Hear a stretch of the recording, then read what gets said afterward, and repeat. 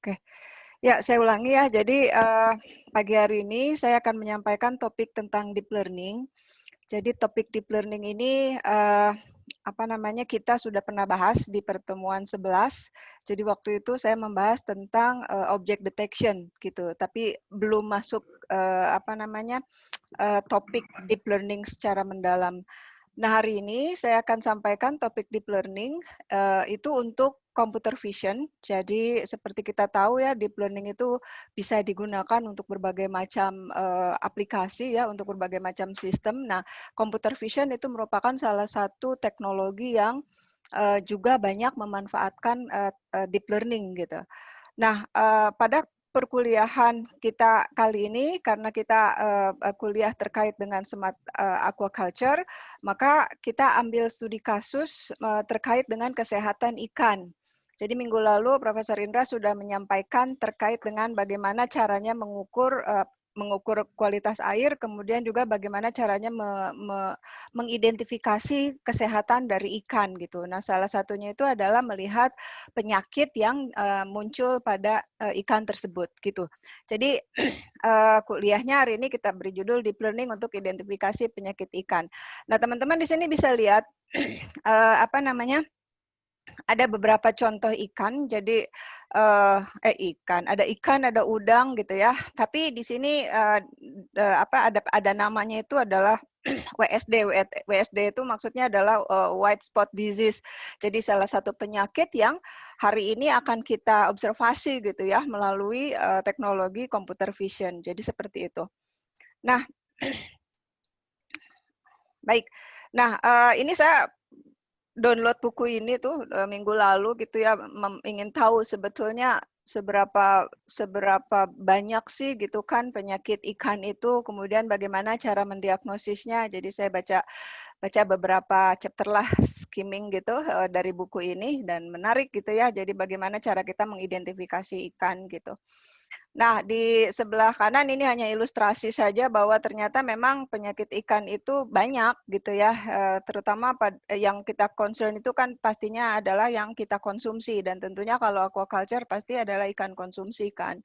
Nah, jadi itu menjadi sangat penting sekali bagi sistem aquaculture untuk bisa mengidentifikasi penyakit secara cepat ya, supaya tidak mengganggu kesehatan manusia, karena patogen, jamur gitu kan, bakteri tentunya itu tidak mudah terlihat dan mungkin saja bisa dikonsumsi oleh manusia sehingga membahayakan gitu.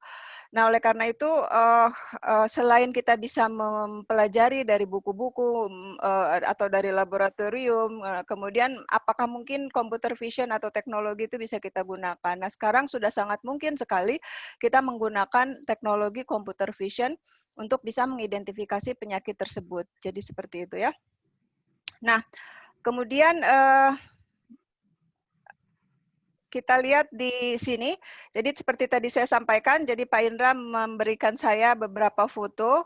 Jadi ini foto yang kita gunakan untuk case study sistem ini, deep learning ini memang sangat sedikit sekali ya. Jadi kita hanya menggunakan beberapa foto saja seperti itu. Nah, kemudian Pak Indra memberikan saya beberapa foto untuk white spot-nya gitu kan. Jadi untuk penyakit yang WSD-nya ini ada ikan, ada udang seperti itu. Nah, kemudian saya mencoba untuk menggunakan kelas negatifnya gitu ya. Jadi kelas positifnya itu adalah kelas white spot. Kemudian yang kelas negatifnya itu saya ambil di sini epizootic ulceratif gitu. Jadi penyakit yang menyerang bagian dari bagian apa nih Pak? Perut ya Pak ya. Ya.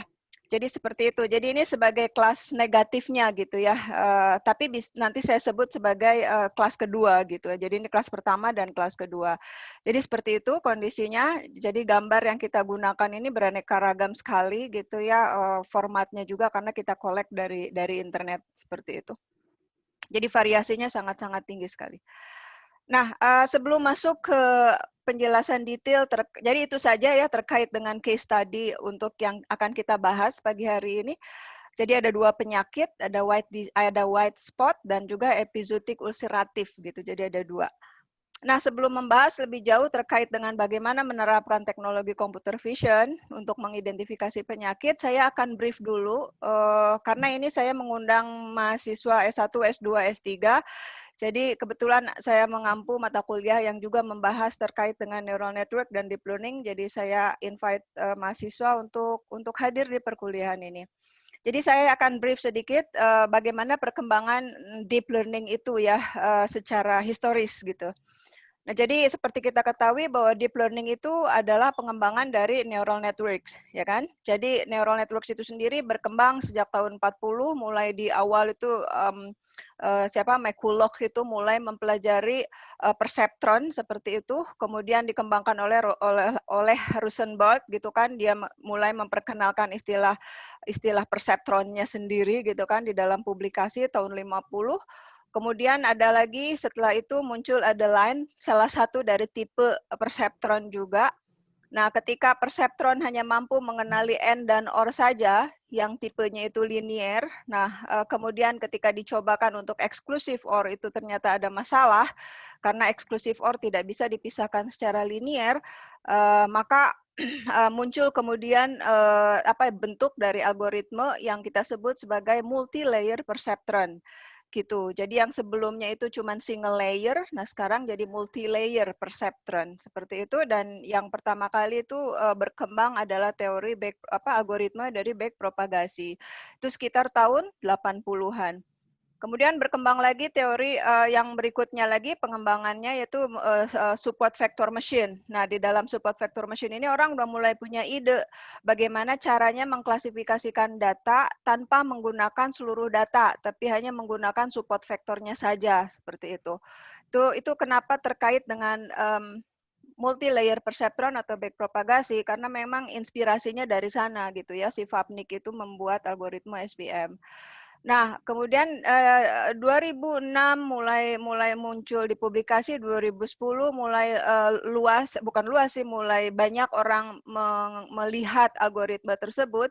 Tapi di Indonesia 2010 saya lulus PhD itu belum banyak mendengar kata deep learning karena waktu itu di Indonesia sendiri boomingnya itu masih di Asia lah termasuk ya, itu masih boomingnya itu di multi-layer perceptron gitu. Jadi algoritma yang terkait dengan multilayer di tahun 2010 menjadi hits gitu. Tapi nah di Indonesia sekarang deep learning mungkin seluruh dunia juga sudah mulai booming tuh sekitar 2015 ya kan. Jadi setelah teknologi itu menjadi semakin baik gitu ya. Nah, jadi itu kira-kira sedikit terkait dengan sejarah perkembangan dari neural networks. Nah, kita tahu bahwa neural network sendiri terinspirasi oleh cara kerja dari otak manusia, ya. Jadi sistemnya seperti ini, jadi ada dendrit, kemudian ada nukleus, ada akson, dan seterusnya, di mana dendrit itu yang akan menerima rangsangan atau impuls dari sistem sensor, gitu kan. Kemudian akan dikirimkan menuju ke sel syaraf lainnya melalui akson, gitu. Jadi ini yang nanti akan kita gunakan untuk mengaktifasi sel neuron yang memang diinginkan seperti itu ya. Nah, kemudian mulai dianalogikan ke dalam bentuk model matematis gitu kan. Jadi di sini adalah analoginya. Dendrit itu dijadikan sebagai node input dari perseptron. Kemudian nukleus dijadikan sebagai fungsi untuk melakukan aktivasi seperti itu. Dan kemudian dilanjutkan dengan output gitu. Jadi di dalam perseptron itu kan hanya ada layer input dan layer output plus aktivasi di tengahnya seperti itu. Jadi ini kurang lebih analogi yang kita gunakan terkait dengan teori AI yang connectionism ya, masih ingat ya. Jadi di dalam connectionism ini orang mulai berpikir yang ini gitu. Jadi orang belum berpikir terkait dengan bagaimana behave-nya gitu ya. Nah, kemudian ini adalah representasinya. Kita tahu di sini ada inputnya, ya tadi dari dendrit. Nah, di sini kita jadikan sebagai input. Ini sebetulnya notasinya beda ya, X1, X2, X3, dan seterusnya. Kemudian karena ada tadi ada impuls, ada strength of pulse seperti itu, maka kita nyatakan ke dalam notasi weight kalau di dalam perceptron seperti itu ya. Kemudian ini adalah fungsi aktivasi adalah fungsi kombinatorik, jadi kita kalikan antara kekuatan strength of pulse tadi dengan input tadi, kemudian plus bias di situ, dan ini adalah fungsi decision-nya. Jadi fungsi decision itu adalah fungsi apakah neuron ini akan diaktifate atau tidak gitu ya. Jadi makanya kita sebut sebagai fungsi aktivasi gitu ya. Ini Anda pasti udah belajar juga. Nah, sekarang kenapa saya masuk ke cerita yang ini? Jadi saya pernah bahas bahwa teknologi AI itu berkembang dengan 3 mazhab pemikiran gitu ya. Jadi yang pertama itu ada yang kita sebut connectionism, dan yang terakhir itu yang kita sebut sebagai behaviorism. Nah, behaviorism itu yang menginspirasi, yang kedua itu yang munculnya perceptron itu ya. Kemudian yang ketiga itu behaviorism, itu muncul orang mulai mempelajari bagaimana mekanisme kerja dari sebuah sistem ya. Nah, contohnya adalah ini. Jadi di dalam otak manusia, selain orang mempelajari bagaimana bagaimana neurons atau sistem syaraf manusia itu bekerja, orang sudah mempelajari bagaimana strukturnya gitu ya. Jadi bukan cuma how it works, tapi bagaimana struktur dari sistem syaraf itu. Nah, sistem syaraf manusia yang berperan untuk visual, untuk penglihatan, itu yang disebut dengan korteks. Jadi ada namanya primary visual cortex. Nah, kalau Anda belajar di banyak sih ini bukunya, ada di neuroscience, ada di buku psikolog, ada juga psikologi itu banyak juga dibahas terkait ini. Jadi di dalam sistem visual cortex manusia itu, sistem syaraf penglihatan manusia itu ada dua bagian syaraf yang paling berperan. Jadi yang disebut dengan parietal lobe dan temporal lobe ada di sebelah pinggir ya, sebelah sini. Jadi itu ada 2 stream yang kita sebut ada dorsal pathway sama ventral pathway. Jadi ternyata di dalam visual cortex manusia itu ada 2 peran penting yang digunakan untuk melihat. Jadi yang pertama adalah mendeteksi objeknya. Jadi karakteristik of object itu dikerjakan oleh ventral system. Dan yang satu lagi itu adalah spatial location. Jadi dia mengidentifikasi lokasinya itu di mana. Itu yang dikerjakan oleh dorsal pathway. Itu kurang lebih seperti itu. Nah, kalau Anda lihat di sini ada bagian-bagian lain, jadi ada namanya ventral 1, ventral 2, ventral 3, dan seterusnya. Ini tuh apa gitu kan. Nah, ini adalah model hierarchical dari proses penglihatan manusia. Jadi kalau saya ambil dari salah satu jurnal, ini ada yang menjelaskan seperti ini. Jadi kalaulah ini adalah sistem visual cortex-nya manusia, dimulai dari mata gitu kan, objek itu dilihat oleh mata, kemudian dia akan masuk ke bagian sel saraf lainnya yang ada di LGN. Jadi LGN itu bagian dari ventral. Kemudian dia akan masuk ke ventral 1, ventral 2, ventral 4 sampai dengan ke IT di sini. Nah, apa sih yang dilakukan oleh masing-masing layer ini gitu. Ini yang nanti akan membentuk model hierarki dari sebuah objek gitu. Jadi ternyata mata kita itu sampai bisa mengidentifikasi sebuah objek itu melalui beberapa tahapan gitu loh. Jadi pertama mengidentifikasi objek kecilnya dulu sampai dengan dia bisa melihat bagian objek besarnya gitu. Jadi mulai dari yang low level, medium level sampai dengan high level. Nah, yang high level ini yang kita sebut dengan semantik atau dalam image itu adalah objeknya. Kalau low level itu kita baru melihat seperti warna, bentuk, seperti itu ya. Jadi warna, bentuk, tekstur itu baru di low level. Kemudian di medium level kita mulai melihat konseptualnya. Ini objek apa karena kita kaitkan antar bagian dari yang low level sampai ke yang semantiknya, yang objek level. Nah, itu yang terjadi di dalam sistem syaraf manusia gitu. Jadi di dalam ventral system, tadi kalau ventral itu adalah karakteristik objek, beginilah cara kerjanya. Jadi ini mirip seperti kita mengenal deep learning ya, atau sebaliknya salah ya. Jadi deep learning yang meniru sistem ventral visual system manusia. Jadi seperti ini.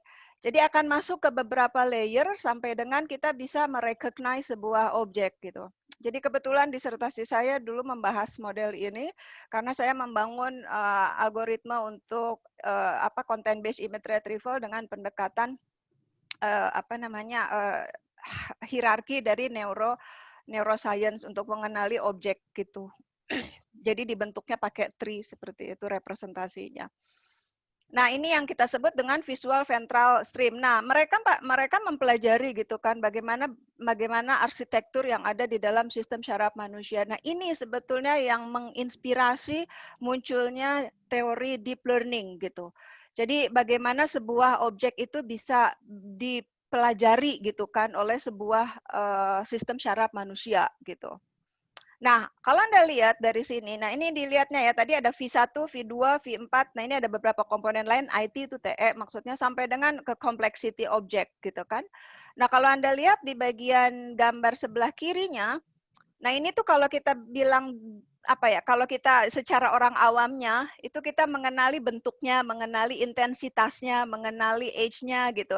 Ini di bagian ini. Kemudian kita gabung-gabungkan dan seterusnya sehingga kita bisa merecognize kalau misalkan bunga itu susunannya terdiri dari lingkaran, kemudian ada tepiannya dan boleh jadi bagian-bagian kecil objek yang sama itu bisa membentuk objek yang berbeda gitu. Nah, di sinilah yang kita sebut dengan high level. Jadi di sini ada low level, medium level, dan sini ada high level. Jadi high level itu bagian kalau di gambar itu ya sudah kita bisa mengidentify objeknya. Jadi kurang lebih seperti itu ya mekanisme dari sistem kerja manusia gitu. Jadi ini saya ambil dari cognitive science. Nah, jadi kalau kita komparasi analogi tadi ya di dalam teknologi AI kita sebutnya itu aliran behaviorism. Jadi bagaimana perilaku atau cara kerja dari otak tersebut itu bisa dianalogikan ke dalam sistem komputasi. Jadi di sini ini adalah sistem biologinya seperti itu. Nah, kalau Anda lihat tadi ya bahwa ini adalah sistem syaraf, banyak sekali kan sistem syaraf di kita, dia akan punya dendrit yang tadi itu menerima rangsangan dari sistem syaraf gitu dan seterusnya lah bekerja sampai dengan kita merecognize objek. Nah, kalau di dalam deep learning, di dalam convolutional neural network, kita mengenal seperti ini. Jadi di dalam arsitekturnya terdiri dari beberapa layer, gitu kan. Nah, kemudian untuk bisa kita merecognize bagian-bagian kecil dari objek tersebut, kita melakukan proses yang kita sebut sebagai convolution. Jadi convolution ini sifatnya itu tidak global based, tapi local based, di mana kita membagi gambar tersebut menjadi beberapa bagian. Nah, di sini sebenarnya proses identifikasi hierarki itu mulai bekerja gitu kan, selain nanti di dalamnya ada proses konvolusi yang lebih banyak lagi gitu kan. Nah, jadi kurang lebih seperti ini analoginya. Jadi sudah similar lah ya, dibilang mirip enggak pastinya di bidang sama enggak, jadi mirip gitu dengan sistem cara kerjanya visual cortex manusia gitu, karena kita sudah mengembangkan model yang sifatnya itu hierarki gitu ya. Nah, jadi kalau misalkan kita lihat, abaikan dulu bagian atasnya, jadi di bagian bawahnya dulu. Jadi kalau kita lihat yang apa sih yang dilakukan di dalam deep learning gitu kan secara intuisi ya, secara konseptual, itu adalah kita mengekstrak informasi mulai dari low level feature sampai dengan high level features gitu. Jadi yang bisa banyak itu antara ini di bagian di bagian mid level features-nya itu bisa diekstrak beberapa kali gitu kan, beberapa layer. Jadi apa sih yang terkandung dari setiap level tersebut gitu. Jadi low level features itu seperti yang tadi disampaikan, kalau di image itu tadi mengidentifikasi intensitas. Intensitas bisa berupa color, bisa berupa shape, bisa berupa tekstur gitu kan. Itu saja yang dia ambil gitu. Kemudian dia mulai menggabungkan dari beberapa informasi tersebut sehingga mulai membentuk sebuah objek gitu. Walaupun belum objeknya belum jelas gitu kan. Nah, ini yang disebut dengan mid level features. Jadi kalau Anda lihat di sini sudah mulai terbentuk karena digabung dengan tadi ada penggabungan beberapa features yang kecil sehingga dia membentuk sebuah objek, mirip kalau kita masang puzzle. Nah, gitu ya, puzzle kemudian mulai terbentuk sedikit. Nah, ketika itu apa namanya, terbentuk objek. Nah, itu yang kita sebut dengan high level, seperti itu. Nah, inilah high level features-nya kita bisa recognize, oh oke, bagian-bagiannya seperti itu, dan kemudian dan seterusnya. Itu baru mengklasifikasi. Jadi ada dua bagian di dalam convolutional itu. Yang pertama itu adalah feature extraction, dan yang kedua itu adalah classification, gitu. Nah, kenapa kemudian orang membuat sebuah definisi, kalau Anda pernah mendengar itu, bahwa apa, deep learning is subset of machine learning. Machine learning is subset of artificial intelligence. Nah, kenapa disebut demikian? Kenapa deep learning disebut sebagai subset of apa namanya, machine learning? Karena ya tentunya hanya merupakan salah satu algoritma, dan yang kedua yang paling penting, ketika kita mempelajari machine learning yang lain, itu biasanya, bukan biasanya, pada umumnya itu kita menggunakan algoritma feature extraction secara terpisah kan. Jadi kita pakai neural network saja, waktu kita pakai backpropagasi atau yang lainnya atau SVM, itu kan kita ngekstrak dulu features-nya. Setelah kita dapat features yang bagus, baru kita feeding ke neural networks gitu kan. Jadi neural networks itu udah menerima inputan yang bagus gitu kan. Nah, beda dengan deep learning. Kalau deep learning itu dia feature extraction-nya sudah include di dalam model algoritmnya gitu. Nah, makanya di bagian yang atas kita di sini di slide ini menyebutnya sebagai object recognition pada tahun 2006 sampai dengan 2012 gitu kan, sebelum deep learning muncul di tahun 2015. Itu orang memisahkan, ada yang disebut dengan feature extraction, ada yang disebut dengan classification. Jadi ini hanya apa ya? Hanya analogi aja gitu, bahwa kita melakukan feature extraction untuk, kalau shift itu untuk bentuk ya. Lalu kita melakukan apa namanya, clustering. Jadi itu dilakukan secara terpisah gitu. Nah, ini yang membedakan antara machine learning dengan deep learning, di mana kalau di dalam machine learning itu feature extraction-nya itu di engineering sama kita. Walaupun di sini juga sebetulnya manusia yang melakukan engineering juga, cuma itu tidak apa, algoritmnya terpisah gitu maksudnya. Ya. Jadi itu yang membedakan antara machine learning dengan deep learning. Jadi kalau di deep learning feature extraction sama classification itu ada dalam satu arsitektur. Tapi kalau di machine learning itu bisa terpisah. Nah, ini yang membedakan antara konsep machine learning dengan deep learning. Nah, kalau kita terjemahkan ke dalam beberapa aplikasi gitu ya, seperti tadi saya sampaikan, maka kalau di image recognition itu kita start dari yang low level itu berupa pixel pastikan. Pixel itu satuan terkecil dari gambar kan.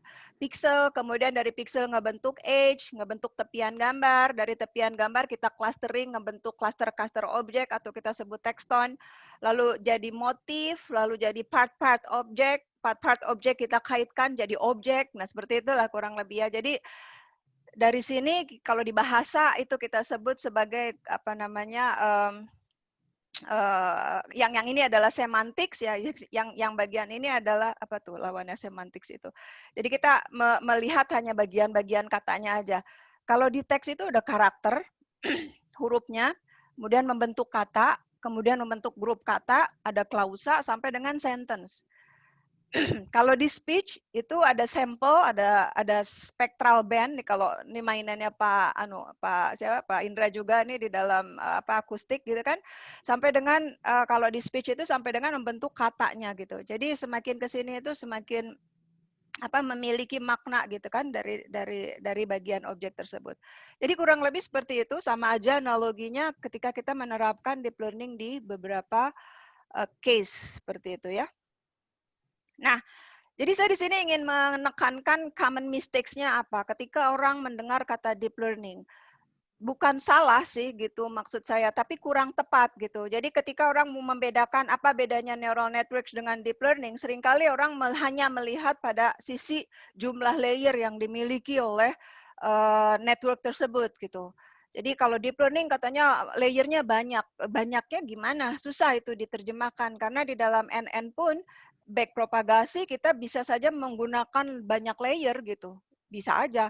Jadi bukan itu sebetulnya yang menjadi ciri khas dari perbedaan neural networks dengan deep learning, tapi lebih kepada apa yang dikerjakan di dalam layer tersebut gitu.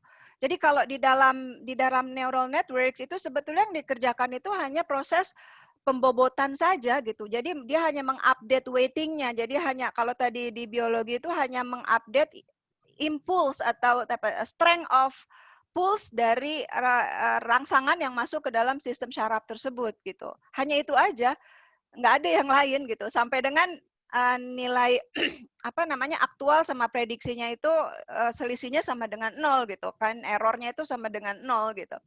Hanya itu. Nah, tapi beda kalau di dalam deep learning itu dilakukan di layer terakhir. Di depannya itu yang dia lakukan itu adalah dia mengekstrak. Nah, mengekstrak informasinya seperti apa? Nah, itu macam-macam karena di dalam deep learning itu konvolusi hanya salah satu tipe dari deep learning gitu. Tapi intinya adalah bahwa di dalamnya itu ada feature extraction yang itu harus kita jelaskan gitu. Jadi tidak terjadi pada neural networks.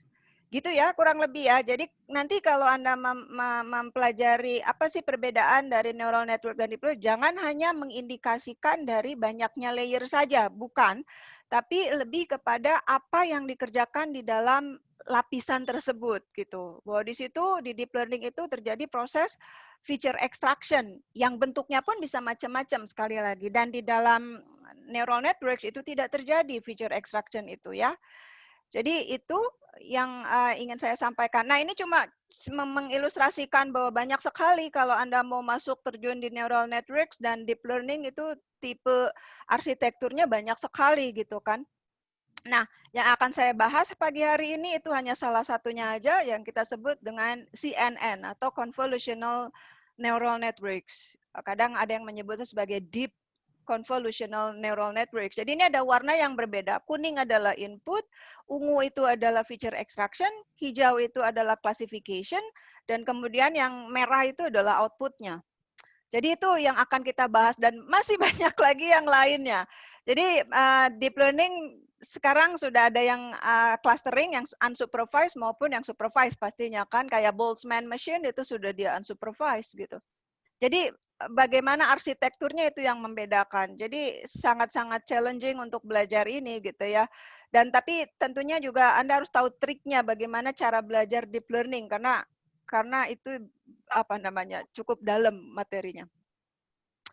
Nah, kalau kita lihat dari perkembangan algoritma dari CNN sendiri atau arsitekturnya itu sudah cukup banyak gitu ya.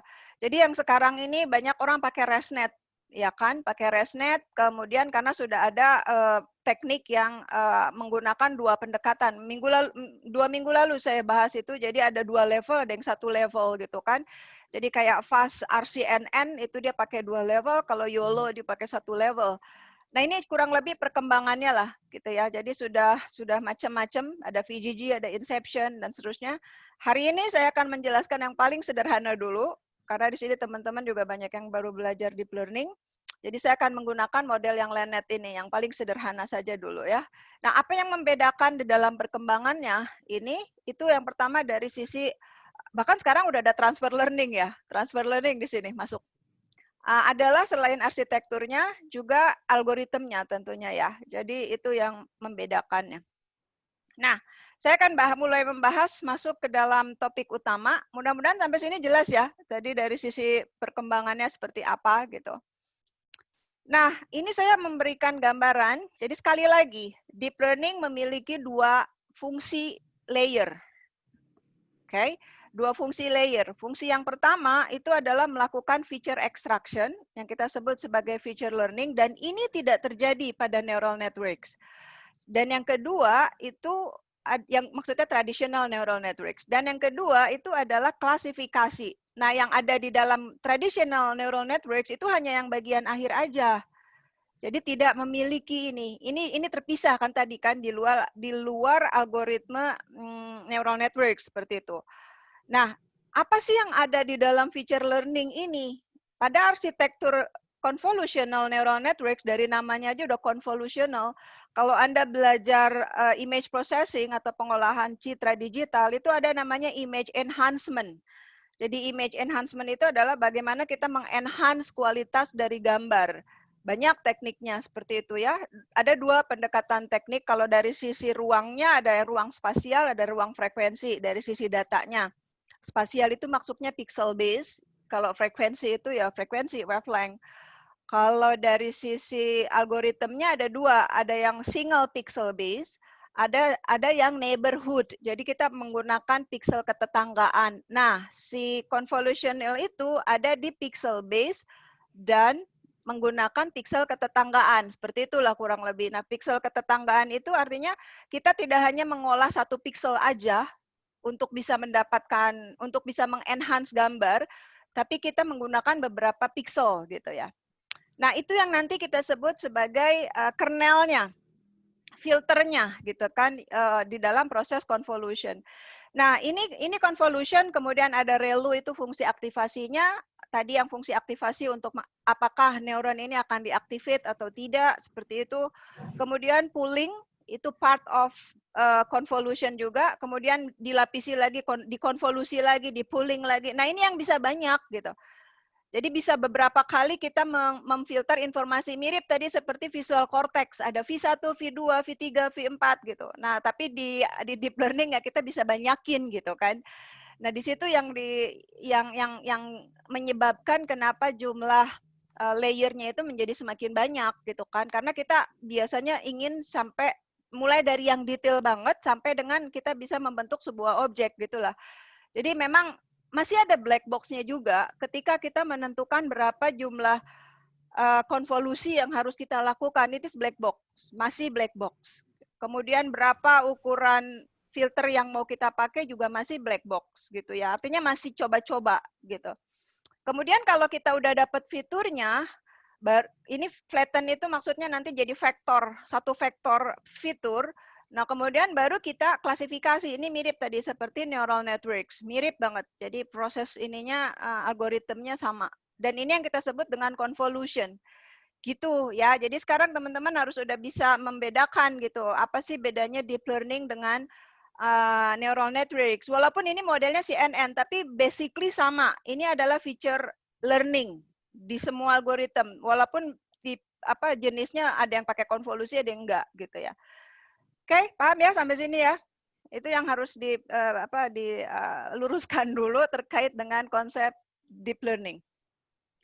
Nah, ini adalah ilustrasi animasi bagaimana proses konvolusi itu bekerja. Jadi sekali lagi konvolusi itu teori di dalam image processing yang biasanya digunakan untuk memfilter informasi gitu ya. Jadi di dalam elektro juga engineering banyak sih pakai gitu ya. Jadi caranya seperti ini, kita punya input, katakanlah inputnya 5x5 pikselnya, dan kita punya filternya. Seperti ini. Nah, dari situ kita melakukan proses sliding window.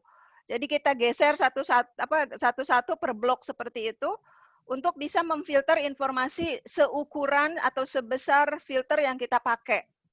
Nah, tadi yang saya bilang masih black box itu adalah how to define size-nya. Bagaimana menentukan ukuran dari ini sebetulnya masih black box gitu kan, tergantung pada pemahaman kita terhadap gambar yang kita akan olah gitu. Kemudian ini proses, ini yang disebut dengan convolution ya. Jadi kita melakukan scanning image seperti ini. Nah, prosesnya gimana? Proses konvolusi itu adalah mengalihkan nilai, ini adalah kernel, kita sebut sebagai kernelnya. Jadi kernel itu fungsi sebetulnya, sebuah function atau sebuah matrix yang nanti akan dikonvolusikan, dikalikan dengan nilai image-nya, sehingga kemudian nanti kita mendapatkan sebuah nilai baru, hasil filtering terhadap kernel ini. Itu kurang lebih. Nah, ini adalah hasil filteringnya yang kita sebut sebagai pool features. Yang terjadi di dalam layer feature learnings itu dua ini. Jadi melakukan konvolusi dan melakukan pooling. Konvolusi, pooling, konvolusi, pooling. Jadi ini ada di layer feature extraction tadi. Paham ya sampai sini ya? Nah, yang berikutnya, ini cuma contoh perhitungannya aja. Jadi ini adalah ini nanti gini. Bahwa pada setiap melakukan konvolusi, kita bisa menggunakan beberapa channel. Nah, channel itu, jadi setiap layer ini, pada setiap layer ini, kita bisa ngedefine mau pakai berapa channel. Nah, channel itu maksudnya adalah tipe dari kernelnya. Jadi mau pakai berapa kernel, kurang lebih seperti itu. Nah, Anda lihat di sini. ini image, kemudian ini adalah kernel. Ini kernel channel 1, ini kernel channel 2, ini kernel channel 3. Anda lihat matriks kernelnya beda-beda. Gitu kan? Nah, itu adalah kernel yang kita gunakan untuk ngefilter. Jadi satu objek bisa pakai beberapa kernel yang berbeda. Nah, ini contohnya apa? Ini citranya adalah RGB yang nanti kita akan pakai. Jadi ada red, green, blue, ada 3 channel, 1 pixelnya. Kemudian dari situ kita pakai kernel channel yang beda. Ada 3 kernel channel yang beda. Berarti kita pakai 3 channel. Nah, dari masing-masing 3 channel itu kita akan dapetin 3 value, 3 nilai. Dari situ kita average atau kita jumlahkan, maka kita dapetin nilainya. Nah, itu kurang lebih ya. Jadi nanti saya akan memperkenalkan ada channel itu maksudnya adalah kernel yang berbeda yang digunakan untuk mengkonvolusikan data. Kayak gitu. Oke, jelas ya, mudah-mudahan sampai sini ya. Oke. Nah, itu konseptualnya seperti itu. Nah, sekarang saya akan masuk ke dalam implementasi. Jadi saya implementasikan di dalam Python menggunakan Keras. Jadi Keras apa keras ya bacanya? Tapi keras. Itulah pokoknya. Jadi kita pakai Keras. Kemudian mesinnya ya pakai CPU. Saya karena datanya ini sedikit. Jadi kalau di dalam computer vision deep learning itu bisa kita terapkan menggunakan teknologi yang beda. Keras ini termasuk yang pertama kali muncul, TensorFlow, kemudian sekarang ini sudah ada PyTorch. Jadi teknologinya udah makin canggih ya. Jadi kalau Anda belajarnya slowly aja itu bakal ketinggalan teknologinya. Jadi sekarang udah ada PyTorch juga lebih canggih, tapi yang saya pakai di sini adalah Keras nanti ya. Nah, ini deskripsi data yang dipakai. Jadi sekali lagi data yang kita punya dikit sekali, tapi nggak masalah. Kenapa? Karena saya mencoba menyederhanakan problemnya, gitu. Jadi kelasnya hanya ada 2, kemudian dari situ objeknya juga almost distinct, gitu kan, sehingga mesinnya tidak terlalu sulit untuk bisa mengenali objek, gitu ya. Kurang lebih seperti itu. Tapi nanti di dalam kenyataannya, dunia nyatanya tuh tentunya kenapa kita pakai deep learning itu karena complexity gitu kan, bukan karena simplicity. Nah, ini kondisi datanya. Jadi kita punya data biasa ya, untuk klasifikasi ada training, testing, validasi gitu. Cuman segini data yang kita pakai, trainingnya ada 16, testingnya ada 4, validasi ada 4. Kemudian masing-masing kelas untuk yang white spot lebih banyak dibandingkan yang episodic gitu. Jadi ini kondisi datanya seperti itu. Kemudian, nah ini kita mulai nih. Nah jadi kenapa kalau di industri atau di dunia pekerjaan itu butuh adanya engineer. Engineer itu maksudnya tadi ada level senior data scientist, ada level data scientist. Biasanya kalau data scientist itu dia masuk ke modeling aja gitu kan. Nah, kalau di dalam researchernya itu yang melakukan engineering-nya itu ini maksudnya. Jadi engineering itu bagaimana kita membuat arsitektur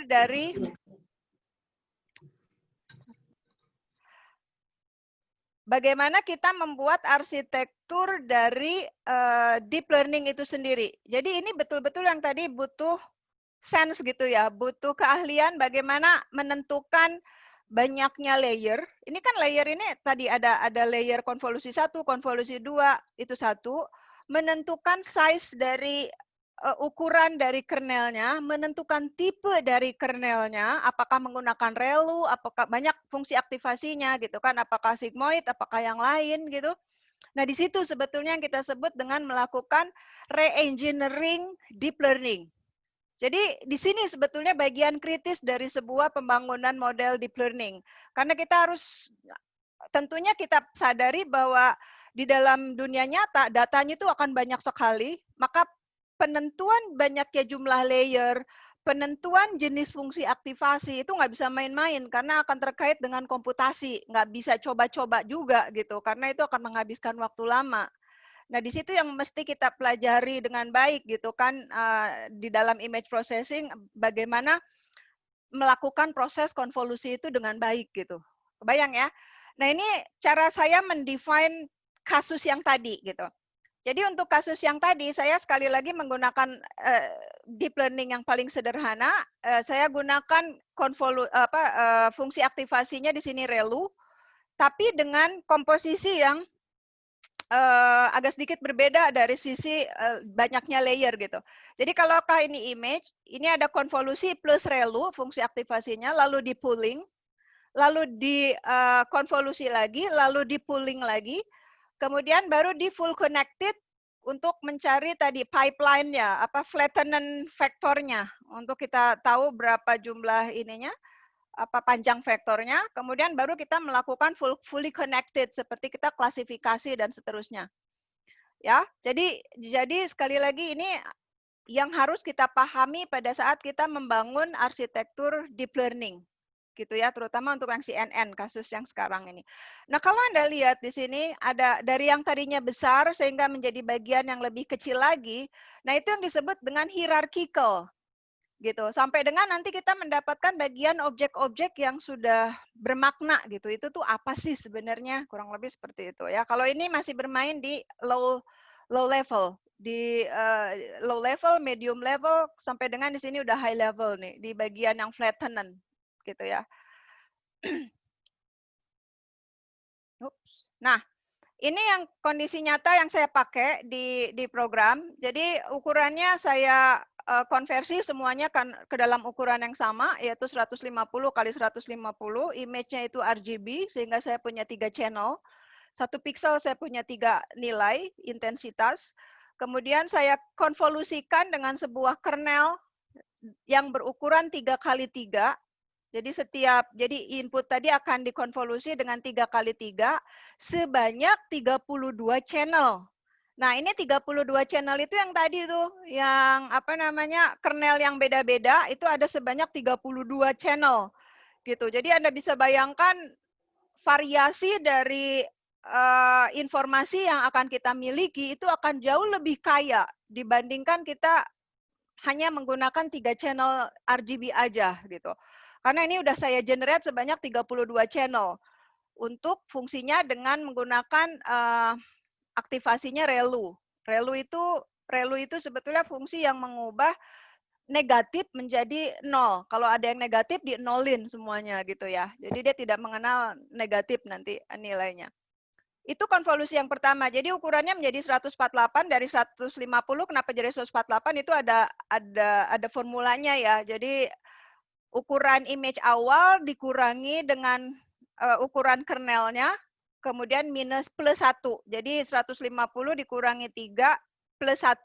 Jadi ada 148 dan seterusnya. Kemudian dikonvolusikan lagi dengan ukuran 72 kali 72 dengan jumlah channelnya sebanyak 64 channel. Kemudian diperbanyak lagi menjadi 128 channel. Artinya tuh kalau Anda bisa bayangkan, itu artinya kita ngefilternya itu jadi lebih kecil gitu. Lebih detail, bukan lebih kecil, lebih detail lagi gitu. Sehingga lebih banyak informasi yang kita bisa peroleh. Nah, ini akhirnya. Jadi hasil akhirnya itu saya punya fragmen ukuran 15 kali 15 sepanjang ada sebanyak 128 channel. Gitu. Nah, ini nih yang harus kita define berapa banyak channelnya, berapa besar ukuran kernelnya. Itu yang kita perlu punya pengetahuan supaya nggak coba-coba ngasal. Ya. Jadi itu, kemudian ini ada biasa ini NN-nya, fully connected dan seterusnya, dan ini adalah output-nya. Karena tadi ada 2 kelas, jadi saya pakai 2 output, 0 dan 1. Gitu ya. Jadi 1 untuk yang white spot, karena itu yang mau di-identify, 0 yang tadi untuk penyakit yang kedua tadi. Gitu. Itu ya kurang lebih ya. Nah, ini implementasinya seperti ini. Jadi saya pakai Keras, kemudian modelnya sekuensial. Kemudian dari sini saya konvolusi yang pertama tadi itu ada 32 channel dengan ukuran kernelnya sebesar 3 kali 3 dengan fungsi aktivasi ReLU dengan input size-nya sekian. Kemudian ini di max pooling. Max pooling tadi itu adalah mencari nilai maksimum, jadi nggak semua nilai dimasukin. Makanya jadi lebih kecil terus kan ke belakangnya itu kan. Karena dipotong, difilter lagi nilai-nilainya itu yang maksimum aja yang dipakai. Kemudian layer keduanya tadi ada 64, ya, nih ada 64 channel. layer yang pertama itu ada 32 channel. Jadi ini 32 channel, 64 channel, 128 channel. Dan ini ada 128 channel dengan ukuran kernel yang sama, dengan fungsi aktivasi yang sama. Nah, Anda bayangkan ini aktivasi bisa beda-beda. Gitu. Nah, itu yang dimaksud dengan kita harus melakukan re-engineering dari deep learning. Dan itu kalau bisa jangan coba-coba gitu. Dan akhirnya kita nanti bisa melakukan klasifikasi di flatten dulu jadi vektor, kemudian habis itu baru kita klasifikasiin gitu kan. Nah, fungsi yang saya pakai sama semua, relu dengan fungsi aktivasi di akhir sigmoid. Jadi kayak begini nih gitu ya. Nah, ini fungsi relu maksudnya jadi rectifier unit itu tidak mengenal nilai negatif. Jadi kalau ada hasil konvolusi atau hasil max poolingnya negatif, maka akan diubah jadi 0. Seperti itu. Itu fungsi relu namanya. Dan ini kalau Anda pakai Python, Anda bisa lihat summary-nya seperti apa. Dan ini jadi di sini ada ukuran image-nya. Kemudian ini channel yang dipakainya. Kemudian di sini ada parameter. Akhir-akhirnya kita udah dapetin 3 juta parameter sekian. Luar biasa kan? Jadi ada banyak sekali parameter yang bisa kita generate dari, oh ini dia, total parameternya banyak banget gitu. Padahal ini datanya sedikit. Nah, nanti tapi ada triknya. Karena data kita sedikit, maka kita harus mengenerate data secara otomatis. Itu bisa dilakukan oleh deep learning. Gitu kan. Jadi kita tinggal ngeset aja, kita mau variasiin data kita itu dengan cara apa. Itu image processing itu ada rotasi, ada scaling, ada macam-macam. Nah, itu kita perbanyak, kita generate data barunya lagi dari data yang asli. Itu nanti bisa kita lakukan. Oke, ini tahapan bagaimana kita nge-define arsitekturnya ya. Baik. Nah, yang berikutnya, tadi kan di layer lapisan pertama itu kita fungsi dari deep learning itu adalah feature learning, yang bagian terakhir, yang bagian kedua itu adalah klasifikasi. Nah, di dalam klasifikasinya karena saya hanya menggunakan 0 dan 1 di dalam representasinya saya akan pakai biner aja. Jadi binary cross entropy. Ini juga Anda harus belajar apa itu entropi, apa ini. Jadi banyak ya nanti yang harus Anda ini kan kenapa menggunakan binary cross entropy. Nah, karena saya mau pakai probability perhitungannya itu ya. Nah, di sini ada 2 jenis, ada yang pakai multi class, ada yang pakai multi label. Jadi kalau multi class itu saya pakainya multi class. Jadi bukan berarti cuma bisa 2 ya. Jadi kalau nanti saya nambah penyakit 3, 4 itu bisa aja. Yang beda itu adalah kalau multi class itu satu objek itu hanya di-assign ke satu kelas. Tapi kalau di sini enggak, bisa beda. Jadi kalau misalkan di sini saya punya 3 kelas sampelnya, maka saya akan meng-assign ini kelas 1, ini misalkan ini kelas 1, kelas 2, kelas 3, oh ini adalah kelas 3, ini adalah kelas 1, ini adalah kelas 2. Tapi kalau di multi label, satu objek bisa masuk ke dalam sampel itu bisa masuk ke dalam beberapa kelompok. Seperti itu. Oke ya. Jadi ini sampel 1, sampel 2, sampel 3 agak beda ini kan. Jadi dia kalau di sini independen, kalau di sini tidak independen. Jadi saya bisa, yang saya pakai itu yang ini, yang multi class. Karena yang akan dikeluarkan itu 1, 0, saya pakai itu binary dan saya pakai sigmoid, makanya karena ada dua jenis ya, yang saya pakai adalah sigmoid. Kemudian di sini cross entropy. Jadi apa sih cross entropy itu? Jadi cross entropy itu kalau di dalam klasifikasi kita kan harus ngitung total loss. Total loss itu sebetulnya adalah berapa sih kalau di klasifikasi itu error lah ya. Error yang terjadi seperti itu tuh berapa? Sebentar. Itu harus kita lihat gitu. Jadi salah satu evaluation measurement gitu, menghitung total loss itu. Jadi kita hitung dengan menggunakan entropi. Nah, kalau sigmoid ini bukan loss measurement. Kalau sigmoid ini adalah fungsi aktivasi. Apakah ini diaktifate atau tidak? Fungsi keputusan kalau sigmoid. Tapi kalau cross entropy loss itu adalah evaluation measurements untuk menghitung berapa loss yang kita hasilkan gitu. Oke, nah implementasinya kalau di Python itu kita pakai Keras, kemudian import optimizers. Nah di sini kita masukin functionnya itu adalah binary cross entropy dan seterusnya. ini root mean square, ini RMS kita hitung dengan learning rate-nya itu sangat kecil sekali. Jadi saya pengen memang agak sedikit lama tapi lebih baik gitu. Jadi ini learning rate-nya itu 1 kali 10 pangkat min 4. Matriks yang digunakan itu adalah akurasi. Jadi nanti Anda bisa assign beberapa nilai matriks. Cross entropy fungsi log. Ya, karena entropi kita tahu ya, entropi itu kan menghitung uncertainty-nya gitu ya. Jadi kita pakai fungsi log kalau Anda pernah belajar entropi itu. Jadi nilainya kita logkan, kemudian kita filter dia kalau misalkan dia nilainya ini T1-nya itu sama dengan 1, maka kita ambil yang ini dan seterusnya lah. Jadi ini fungsi entropi. Jelas sampai sini? Ya, jadi sudah ya. Jadi yang pertama tadi adalah bagaimana membangun arsitektur dari feature learning-nya, konvolusi, which is itu adalah konvolusi. Yang kedua itu adalah bagaimana kita membangun fungsi klasifikasinya, menentukan fungsi aktivasinya apa, kemudian fungsi optimizers-nya itu apa untuk bisa menentukan keputusan di dalam klasifikasi gitu. Nah, ini bagian akhirnya. Oke, berikutnya adalah, nah ini menarik gitu. Ini saya masukin sekarang aja. Tapi sebetulnya saya melakukan 2 kali eksperimen. Yang pertama itu pakai data yang asli. Yang kedua, ini yang saya karena takut waktunya terbatas, ini saya gunakan image data generator. Kenapa saya pakai ini? Karena data yang saya punya sedikit. Jadi saya mau membuat variasi dari data tersebut. Nah, kalau di image processing banyak teknik yang bisa kita gunakan untuk memvariasikan data. Kalau image itu bisa skalanya itu digedein, bisa skalanya dikecilin, bisa image-nya itu dirotasi. Dirotasinya pun bisa banyak. Nah, di sini saya melakukan rotasi itu sebesar 40 derajat. Jadi kalau image-nya vertikal seperti ini, saya miringin itu sebanyak 40 derajat range-nya. Jadi kalau 360 bisa dibagi 360 dibagi 40, itu dapat variasi image-nya. Gitu ya. Kemudian ada lagi shift. Shift itu digeser-geser.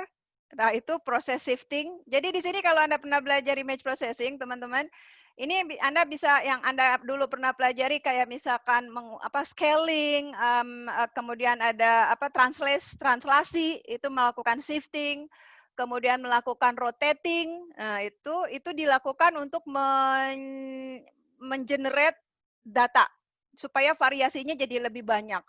Nah, ini yang saya lakukan. Ada di zooming, jadi kita melakukan zooming ada di sharing itu miring. Jadi banyak banget datanya akhirnya gitu. Jadi itu salah satu trik atau pengetahuan yang harus Anda ketahui juga kalau Anda memiliki keterbatasan jumlah data. Jadi Anda lakukan namanya image data generators.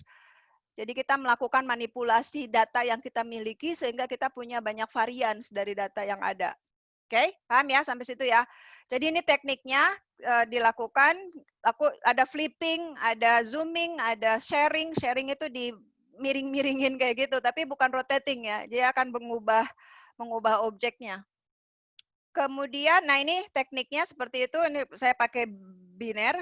Kemudian batch size-nya 32 dan seterusnya. Nah, dari situ setelah saya generate, saya kan dapat nih data yang baru. Jadi data yang baru itu, dataset yang baru itu disebut sebagai train data gen. Jadi udah makin banyak koleksi datasetnya. Nah, kemudian itu yang kita kemudian ini dimasukin ke dalam directory biasa untuk distrukturkan. Kemudian kita masukkan itu adalah train generators. Jadi yang udah kita banyakin datanya. Gitu. Nah, ini juga sama aja sih kayak NN, berapa banyak epochnya, berapa banyak berapa jumlah validation step-nya untuk setiap learning, itu semua adalah black box, jadi trial error gitu. Tapi ya itu disesuaikan dengan resource yang kita punya. Kalau kita punya GPU, ya itu mungkin bisa dibanyakin supaya lebih detail gitu. Tapi karena saya pakai CPU, saya coba ambil yang 50 aja dengan epoch 50 dan ternyata akurasinya juga udah mulai bagus gitu setelah saya generate. Sebelum saya generate image-nya itu datanya masih akurasinya masih di sekitar kalau akurasinya bagus, tapi validasinya karena datanya sedikit itu yang jelek. Nah, sekarang setelah dipakein image generator itu sudah sampai ke 0,88 untuk yang data validasinya, validasi akurasinya. Oke, ini teknis bagaimana kita melakukan plotting. Jadi selesai sampai sini ya. Jadi fit generator itu adalah untuk melakukan proses fitting terhadap arsitektur dan terhadap data yang kita punya. Kemudian dari sini kita memvisualisasikan aja. Nah, ini memang termasuk yang overfitting kalau saya lihat. Kenapa? Karena training loss-nya cukup baik. Jadi kalau Anda lihat di sini di bagian gambar yang atas, ini training and validasi akurasi ya. Itu kalau kita lihat ini sudah cukup baik sekali akurasi dari data trainingnya, tapi ketika dipakein data validasi ini masih rendah dan ini ada indikasi overfitting. Pasti gitu. Tadi datanya itu sedikit. Yang bagus itu kan yang mendekati validasinya juga mendekati data trainingnya. Ini bisa dipahami karena datanya tadi masih kurang banyak dengan apa walaupun sudah di generate gitu, terutama data validasinya juga masih sedikit, tapi relatif sudah adjustable terhadap data yang baru gitu. Jadi dia udah bisa adaptif juga. Kemudian ini adalah training and validation loss, kalau ini akurasi, kalau ini loss. Berarti ini loss-nya kalau data trainingnya udah kecil banget kan, tapi kalau loss untuk data validasi masih tinggi. Ini mengindikasikan overfitting yang dinyatakan dengan variansi yang sangat tinggi. Ya, jadi ini variansi sangat tinggi untuk data validasi. Jadi ini indikasi overfitting saya bilang. Jadi harus dihindari kalau Anda, jadi jangan cuma dilihat dari akurasi, oke loss-nya kecil, apa akurasinya tinggi, be careful, lihat dulu validasinya. Kalau validasinya seperti ini, Anda harus tambah data lagi semakin banyak dan juga perbaiki dari sisi modelnya atau fungsinya gitu. Tapi ini tidak saya kaji lebih lanjut karena kan tadi ada asumsi datanya memang sedikit gitu. Oke, nah ini bagaimana cara kita menggunakan model. Jadi saya sudah punya model, kemudian saya gunakan untuk predict. Jadi jangan lupa kalau kita pakai Keras, kita pakai tensor. Kalau kita pakai tensor, maka kita harus ubah dulu jadi array. Nah ini setelah kita ngeload, kita ubah dulu jadi tensor namanya. Ini tensor diubah image jadi array. Kemudian dari sini kita kita expand gitu dan baru kita preprocess dan seterusnya lah. Ini fungsi standar di dalam fungsi Keras. Nah ini kalau Anda lihat, saya inputkan gambar ini, dan ini adalah white spot, dan kemudian hasilnya 1, hasil prediksinya. Kemudian ketika saya masukin ini, yang penyakit EU ini, yang bukan white spot, dia hasilnya 0, gitu. Jadi ini contoh untuk memprediksi identifikasi penyakit, hasilnya seperti apa. Nah, itu memang sudah selesai kalau kita mau bikin model. Nah, kebanyakan mahasiswa itu selesai sampai sini gitu. Tapi yang lebih menarik adalah sebetulnya kita bisa dapetin insight apa sih dari situ gitu. Insight itu artinya kita bisa nggak sih mempelajari atau menganalisis image-nya seperti apa. Jadi sebelum sampai situ mungkin saya akan break dulu. Ada yang mau ditanyakan nggak sampai sini? Silakan. Kira-kira tadi dari cerita dari awal tahapannya yang penting nangkep dulu gitu alur ceritanya seperti apa. Jadi mulai dari membangun menyiapkan data training, testing, validasi, menyiapkan arsitektur, menyiapkan fungsi-fungsi untuk feature learning dan fungsi klasifikasi dan seterusnya. Seperti itu. Ya. Ada yang mau ditanyakan? Cukup dulu? Oke. Nanti saya lanjut dulu. Kalau ada yang mau ditanyain silakan sebelum saya masuk ke part yang selanjutnya. Oke, baik, saya lanjutin dulu ya. Jadi mudah-mudahan nggak kecepatan ya. Kalau kecepatan tolong diinterrupt aja. Sayanya langsung. Nah, sekarang saya mau mencoba, ini namanya image analysis ya. Kalau tadi udah selesai kan, sampai prediksi udah kelar, udah akurasi udah keluar, total loss-nya udah kelihatan, gimana performa modelnya udah kelihatan. Tapi kemudian kita ingin menyajikan apa sih sebetulnya yang dikerjakan oleh CNN itu. Ini bagian dari image analysis. Betul nggak dia itu mengidentifikasi penyakit yang dimaksud? Kan gitu mestinya.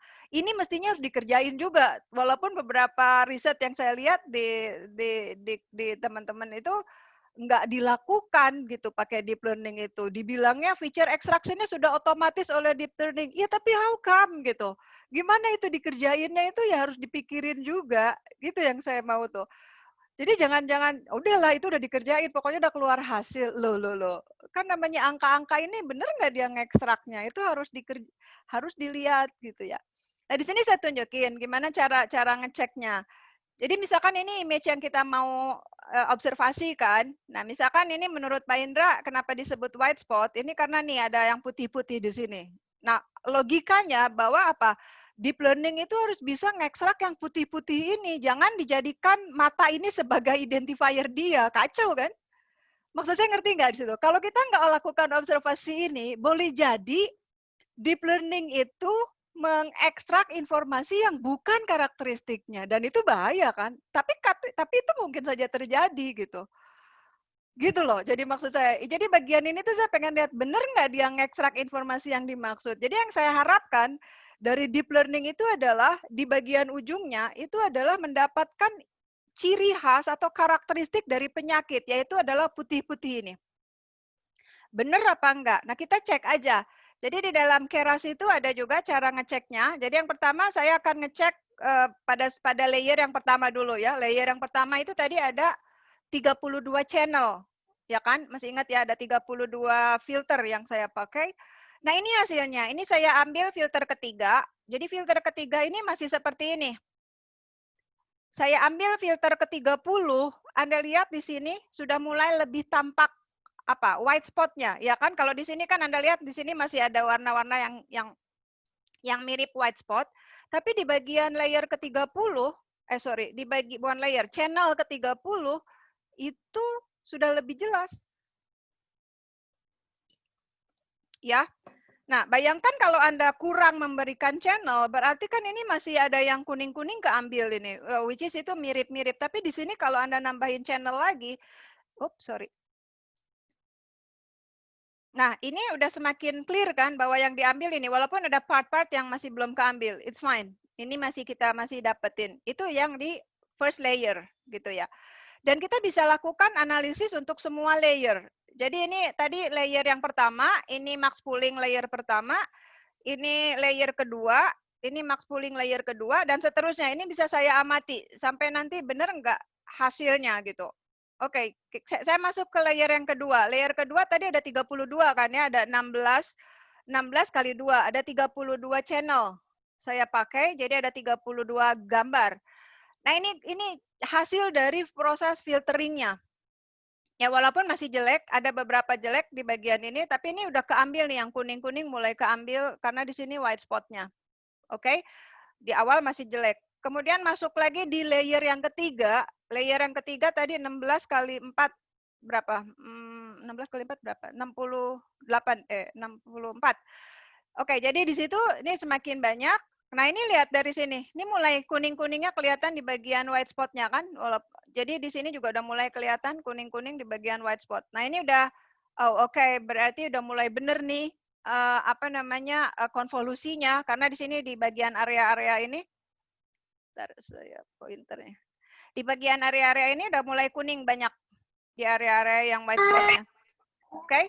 Nah, berarti udah mulai benar. Anda lihat di bagian berikutnya ini di layer yang ketiga sudah mulai makin jelas bahwa ini adalah area white spot.